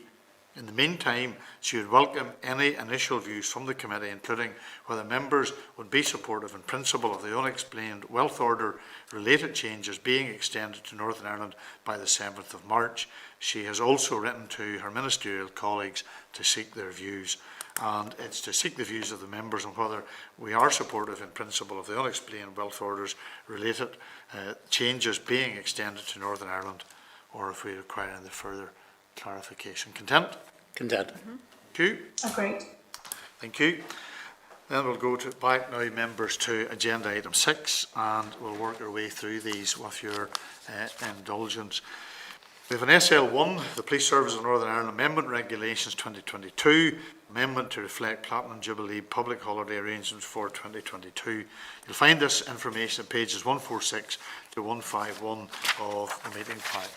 The Department of Justice is proposing to make a statutory rule which will be subject to the negative resolution procedure to amend the relevant regulations for 2022 only to facilitate the decision to move the last bank holiday in May from Monday the 30th of May to Thursday the 2nd of June, and to grant an additional bank holiday for Friday the 3rd of June to celebrate the Queen's 70th anniversary as the monarch. And is to ask members are they content with the proposal for the statutory rule or whether requiring the further information. Content? Yeah. Content. Agenda item 7, the Police Service of Northern Ireland Retention and Disposal Schedule. Find that at pages 153 to 237. On the 1st of October 2020, the committee agreed that it was content with the PSNI Retention and Disposal Schedule, which identifies records and information which will be managed, stored, retained, destroyed or transferred, if appropriate, to the Public Record Office, and specifies the minimum requirement for the retention and disposal. PSNI has made an amendment to its retention and disposal schedule to add interview recordings at Schedule 7.1.49 to 50. The amended schedule is required to be laid before the Northern Ireland Assembly under Section 8.2 of the Public Records Act Northern Ireland 1923, and in accordance with the rules of the Disposal of Documents Order 1925 by the Public Records Office of Northern Ireland, and is subject to the negative resolution. Are we content with the PSNI retention of disposal schedule, or whether it require any further information? Content? Yeah. Good to see that the rules of disposal documents have been kept up to date. We're dealing with two pieces of legislation, one dated 1922 and the other dated 1925. However, agenda item 8, the Northern Ireland Prison Service Strategic Improvement Programme, and I just made reference to that earlier. You'll find that at pages 239 to 242. The Department has provided the document from the Northern Ireland Prison Service in relation to the Strategic Improvement Programme. The Prison Service sought views on the proposed framework with key stakeholders, staff, prisoners and their families, and justice representatives of the main political parties before finalising the programme. The Strategic Improvement Programme identifies 25 areas to be progressed by 2025 under the themes of our people, our services, our infrastructure, our partnerships and our contribution. And the annual delivery plans will be prepared for the 25 priorities with anticipated frameworks and key delivery partners. And it's for members to note the Prison Service 2025 Strategic Improvement Programme unless there's any other comments that we want to raise. There's just one issue that maybe comes out of this. Have we any indication yet where the pay and grading issue is at in terms of the prison service? I was going to raise it with Ronnie, but I thought I didn't want to get distracted from the other. Could we just write to the department and ask for an update? Because this has been ongoing, I think, for some time. And it's just the pay and grading issue. Seems to be some dispute which hasn't yet been resolved, and it would be appropriate maybe in the light of this to get an update so we have a holistic picture. Agreed? Agreed. Item 9, the new legislative measures to strengthen the response to modern slavery and human trafficking. The proposed consultation, pages 244 to 291. The Department intends to undertake the public consultation on a range of proposed new measures to strengthen the response to modern slavery and human trafficking. The consultation covers the introduction of slavery and trafficking risk orders, the commencement and nature of the duty to notify provisions in the Human Trafficking and Exploitation Criminal Justice and Support for Victims Act, Northern Ireland 2015, and the new powers to search an individual during a property search under the existing modern slavery and trafficking legislation. The Department has provided a copy of the consultation document and is for members to note unless there's any specific queries or questions. Okay. We should maybe also get agreement that the committee seeks clarification on why the duty to notify provided by Section 13 of the 2015 Act has not been commenced before now. Great. Great. Thank you. Item 10, the legislative amendments to impose a restriction on the circumstances in which an order for taxation of legal aid costs may be made and to enable legal aid statutory charges proposed public consultation. You'll find that at pages 293 to 455. The Department intends to undertake a public consultation on 2 proposed legislative provisions to facilitate future reform of taxation to address the Public Accounts Committee recommendation and to enable legal aid statutory charges to be placed on a statutory charges register. The Department is proposing to make the changes in the Justice Bill in the next Assembly mandate, and the Department has provided a copy of the consultation document and the various screening and impact assessments that it has completed, and is to ask members to note unless there's any other comments that we require further information. Content? Item 11, the implementation of the recommendations of the Gillian Review into serious sexual offences in Northern Ireland update. You'll find that at pages 457 to 498, and the Department has provided us an update on the progress to implement the recommendations in the Gillian Review into the law and procedures surrounding serious sexual offences in Northern Ireland. The Department has advised that it is about 1/3 of the way through the 5-year programme of reform, and over half of the recommendations are either fully or partially implemented. The Department has also outlined the current position regarding funding and resources and provided an overview of the progress against the key worker themes. Gemma. Yeah, Chair, can I just get some clarity, obviously, from the Department, in terms of the budget, in terms of the lack of an agreement on a 3-year budget, is the implementation of these recommendations threatened then? Okay. Okay, we'll write to the Department and ask for clarification. Great. Thank you, Gemma. Agenda item 12, it's information at pages 501 to 580 in regards to the Troubles Permanent Disablement Pension. We had agreed to request an update on the implementation of the Troubles Permanent Disablement Pension Payment Scheme from the President of the Victims Payment Board, Capita, the Department of Justice and the representatives of victims groups, and these have been received. The responses indicate that the regular opportunities for the representatives of victims to engage directly with the key stakeholders involved in the implementation of the scheme are very welcome, as it is the monthly drop in sessions held by Capita for welfare support workers from the funded victim support group. Key challenges which all the stakeholders are working to address seems to be the ability to secure medical evidence from the health and social care trusts in a timely manner. The Victims Payment Board has also highlighted that almost half of the applications submitted have been paper-based rather than through the online portal. The victims' representatives groups are disappointed and frustrated by the very low number of applications that have reached determination, and I think we would share their concerns in that, given the number of applications and the number of determinations that have been reached. And the rate of determinations is crucial to build and maintain confidence in the scheme. So, Sinead Bradley. Yes, Chair. Just to express my shared disappointment in that the determinations seem to be hampered. I know most cases appears to be on the basis of access to medical information, but it also, in my mind, in terms of the bigger piece, when we're trying to make estimates of, how much the scheme's going to cost and all those barriers, everything is slowed down by this bottleneck. And I do wonder, I know that the Department of Health, there's a bit of work obviously there for them. And I just wonder, is there anything we as a committee could put a bit of weight to that, maybe in contacting the department to see what resource could be directed towards this now, because I just think it puts everything on a very, very long finger. Yep, and I would concur with that, Sinead. I was just trying to bring up the letter from, because I've been very conscious of the comments that was made by the President, Judge McAlinden, who was always very keen, and I think we took away from the meeting that we had with him that he would have guarded very, very preciously the process and all of that. But I just wonder, there's a couple of things. One, should we write to the department in relation to the issues that you have raised, Sinead.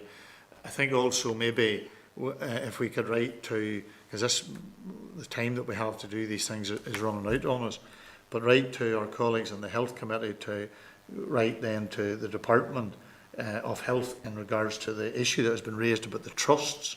Is that the right way for us to do that, Christine? Or can we directly write to the trusts? If the committee wants, we could write to the Department of Health and copy the letter to the Health Committee. I can advise the clerk. Agreed. Is that as a way of dealing with that particular issue? Yes. Great. And then the other one was, and maybe members who have maybe read entirely the correspondence from Judge McAlinden, the President, but is there any reason given as to why the number of determinations is as low given the number of applications? I don't see anything that would indicate, are they experiencing any particular? I also work closely with the Secretary of the Board who leads the team supporting administration of the scheme, who in turn works closely with the colleagues in the Department of Justice Executive Office. I wonder should we maybe just seek a clarification as to why there seems to be such a low number of determinations as opposed to the number of applications. Sinead? My understanding was that a lot of it was because of this access to medical information. Right, okay. Is the biggest bottleneck in it, but there could be other reasons in there that I'm not aware of. Right, okay. Well, we can maybe include that in our correspondence to Judge McAlinden so that it clarifies what we have done in terms of trying to seek information. Okay? Christine? Sorry, can I just clarify then? We're writing to the Department of Health and copying it to the Committee for Health, and we're writing to the President of the Board? Yes. Yeah. Okay? Mm-hmm. And I think Sinead also said about obviously the Department of Justice as well. Isn't that right, Sinead? Jared actually had proposed the Department of Health, but I can see rationale for the Department of Justice being copied into, On the same, on the access basis, to the health? Yes. Okay, thank you. Item agenda 13, the CJINI Report on the care and treatment of victims of witnessed by criminal justice system in Northern Ireland, and that's an update on the implementation of the action plan. And you'll find that at pages 582 to 650. The Department has provided us an update on the implementation of the action plan to address the findings and recommendation of the Criminal Justice Inspection Report on the care and treatment of victims by the criminal justice system. The Department has indicated that 4 strategic recommendations and 8 of the 12 operational recommendations have been fully met, with the remaining 4 operational recommendations partially met. The Department has outlined details of the work undertaken since September 21, when the committee previously considered the position. It has also provided a copy of the communications plan to raise the profile of the victim and witnesses charters that covers both raising community awareness of the charters and awareness of them across the criminal justice system, in line with Strategic Recommendation 1. The recommendations has also been incorporated into the wider framework of 21-24 victims and witness strategy, and it's to note the position unless there's any further information required. Item 14 is the CJINI Report on the effective penalty enforcement, a review of the impact on the current fine default strategy and services, an update on the implementation findings of and the recommendations. You'll find that at pages 652 to 670. The Department has provided an update on the implementation of the recommendations in the Criminal Justice Inspection Report on effective penalty enforcement, and into the Department and the Northern Ireland Courts and Tribunal Service. The Department has indicated that 1 of the 2 strategic recommendations and 2 of the 5 operational recommendations has been completed together with 1 of the 3 areas for improvement. Due to a number of factors, including the pandemic, competing priorities and the availability of IT service provider expertise, the remaining recommendations will be progressed in the next financial year. The one of the recommendations in the report relating to focusing actions on the execution of older warrants and those warrants which have been reissued a number of times falls to the PSNI to implement. And the police has indicated in January 2022 that work had commenced and a more comprehensive update on progress should be available in March, and this will be provided to the committee when available. And it's for members to note unless we require any further information or clarification. Agenda item 15 is correspondence. There are 14 items of correspondence at pages 677 to 859 of the meeting pack, and one item at pages 21 to 25 of the tabled pack. I'll just draw your attention to one of the items in the meeting pack, and then if members have any other comments in relation to any of the other correspondence, they can raise those. The one that I want to just highlight is 1510 at pages 710 to 815. And it's the Criminal Justice Inspection Report of an unannounced inspection of McGilligan Prison, and you may have heard me maybe make reference to it when the Chief Inspector was present with us. The report highlights 6 areas of notable positive practice, but also highlights key areas of concern for inspectors where the use of illegal drugs and diverted prescription medications and the standards of cleanliness in some parts of the prison. So it's to ask the members to note the information from the department, unless there's any other comment that members wants to make on any of the correspondence. No? Content? Mm-hmm. Thank you. Then are we content to action? Sorry, yes. Yes, Sinead. Yeah. Sorry, thank you, Chair. It was just a response that had come in from the bar. Christine had requested on behalf of the committee a breakdown of the gender balance of those called to the bar over, and the number of years that they served. And I just was a little bit taken back that although there seems to be a balancing out at one time in terms of gender, it seems to be creeping away perhaps in the wrong direction again. It's just something I think we should be mindful of. Okay. Yep. Okay. That was 1512, the bar, yes, gender breakdown per years by call by the council. Yeah. Okay, thank you. Are we content then to action the items of the correspondence set out in the cover sheet? Agreed? Mm-hmm.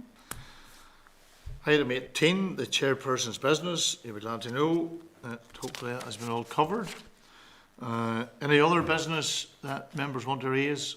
No. Nope. Okay.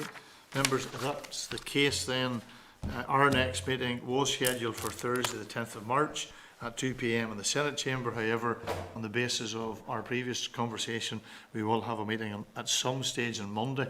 So that will be notified to members as to when. We'll try and have that hopefully on Monday morning.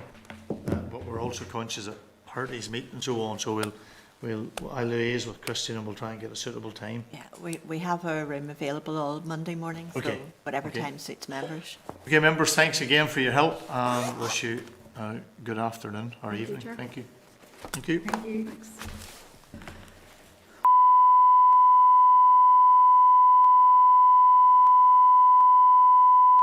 This is the Northern Ireland Assembly Committee Room 30. This is the Northern Ireland Assembly Committee Room 30.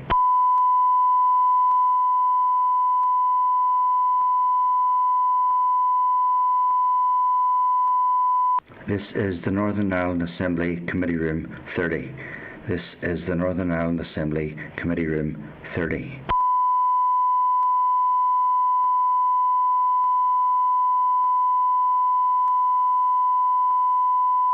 This is the Northern Ireland Assembly Committee Room 30. This is the Northern Ireland Assembly Committee Room 30.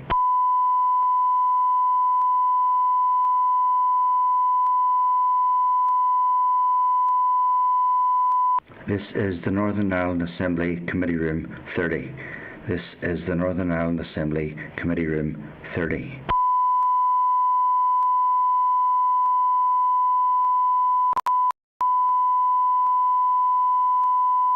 This is the Northern Ireland Assembly Committee Room 30. This is the Northern Ireland Assembly Committee Room 30.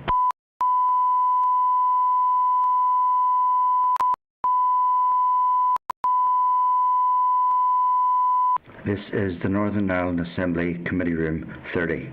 This is the Northern Ireland Assembly Committee Room 30.